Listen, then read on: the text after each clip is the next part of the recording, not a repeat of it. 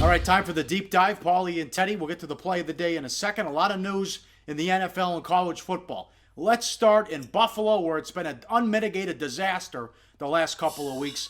Darius out, 4-game suspension for ganja. They already lost Shaq Lawson to at least till week 6. Ragland's out. Manny Lawson suspended for the first game. Ike, who's better known for breaking Geno Smith's jaw, he's out for the season. Mario Williams left to go to the Dolphins. Carlos Williams is suspended. What's going on in Buffalo?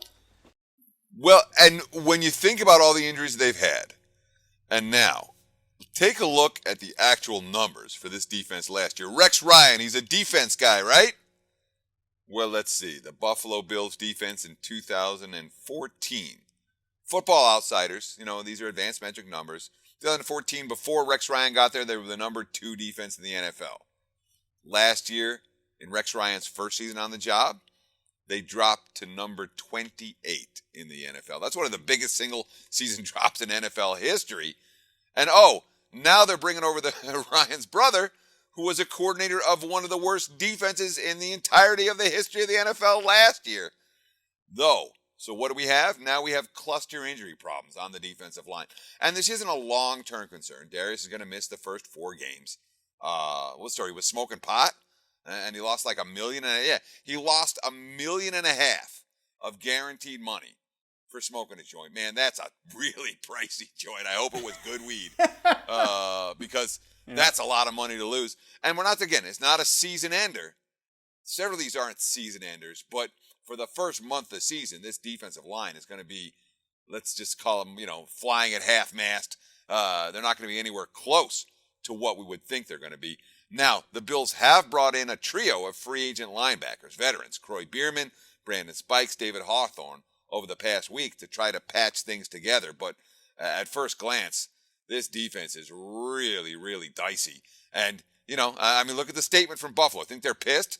We are very disappointed Marcel chose to put himself first before his teammates, coaches, and the rest of the organization and fans through his recent actions. From ownership down, we've made it clear his behavior is unacceptable. We'll continue to take the necessary steps to work with him in order that he adheres to the policies set forth by our league. Yeah, $1.5 million forfeited. That's tough. That's tough for Pod. It is. I don't care if you're a pro-Pod guy, an anti-Pod guy, whatever you want to call. That's a significant price for doing something that, hey, if he played for the Broncos, it'd be legal. That's right. Good point. To LSU, Fournette, ankle injury, big deal or no deal. Huge expectations for LSU as they're expected to contend for the SEC championship. Yeah, this is really a nothing injury. And you know what would be great? If Leonard Fournette got hurt. And what would be great? I sound like a horrible person. It'd be great for value on LSU because Fournette, I know he's a really good running back. It's not like LSU has no depth at that position. And if Fournette was out, the point spread would move, God knows, 3, 4, 5 points. I don't think they'd miss him one iota. Now, real injuries that matter for LSU, let's see. They lost their starting defensive end, Christian LeCoultre. They lost Isaiah Washington, giving them linebacker depth. And outside linebacker Corey Thompson's going to miss some time with a lower leg injury. So here we're seeing some defensive injuries pile up for LSU. But the Fournette stuff is just a tweak. They're not really expecting him to be out of practice or in a walking boot for very long. And I would anticipate he'll be ready for week 1. But if he isn't, LSU is probably going to offer more value than they might if he plays. I'm not giving. He's again a very good back, but running backs, for as good as they can be, they're not often point spread difference makers, and the backups are often every bit as good as the starters when they get their opportunity. Yeah, how about the Eagles getting Green Beckham? Well, it's an interesting play here. For Philadelphia, they know what they're getting. Quote, here's a quote from GM Howie Roseman. Obviously, he's made mistakes. He's a kind-hearted kid, and he has the right intentions. And that if you get a chance to really spend some time with him, you'll see that. He's not a locker room cancer at all. He comes in with opportunity. No promise have been made. We felt comfortable to bring him in here to compete. He's physically gifted. He's 6'5", he's 240, he runs a 4.4. He's got a rare skill set. Now, there's a reason that he's available at this time. He's got to get more consistent. But for us and where we are in development, we thought it was a risk worth taking. I agree with Philadelphia, and I agree with Roseman in that regard. You're getting a potential impact player on the cheap. That being said, I totally understand why Tennessee would give him up, and I also understand what Tennessee needed in Dennis Kelly. You know, they're in desperate need of depth on the offensive line. They already lost Byron Bell. They already lost Jose Mateus, gone for the season. Bell played left tackle, left guard, and right tackle left season. He dislocated his left ankle. You know, Mateus elevated a backup left tackle. He needs knee surgery. So, two guys who they had to replace. You need some depth on that offensive line. This is a team that wants to ground and pound, Pauly. The last thing they need is a flashy tight end. They need big, beefy blockers. And with some of the shenanigans that Beckham Green pulled off, even in their last game in the preseason week 1, where they were looking to have him on a go route and he didn't run the route and basically, you know, let the quarterback chuck it up for grabs, they didn't appreciate that.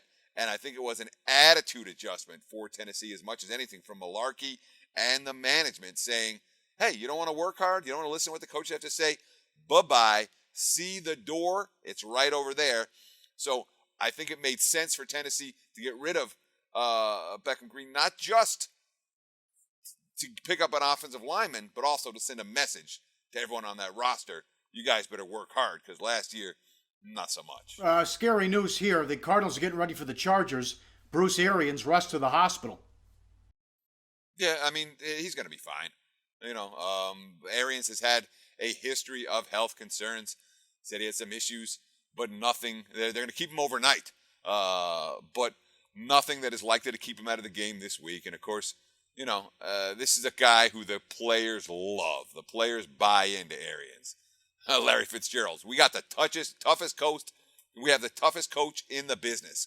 That being said, when it comes to the game against San Diego, you know, they have joint practices with the Chargers and then the game against San Diego this weekend. And I wonder if this distraction involving Arians is going to help Arizona in any way. San Diego, they got gashed pretty good last week. Arizona doesn't care a whole lot about the preseason. Maybe something to be looking at as we come towards the weekend with the Chargers as short home favorites. Hey guys, for the full video, go to sbrpicks.com.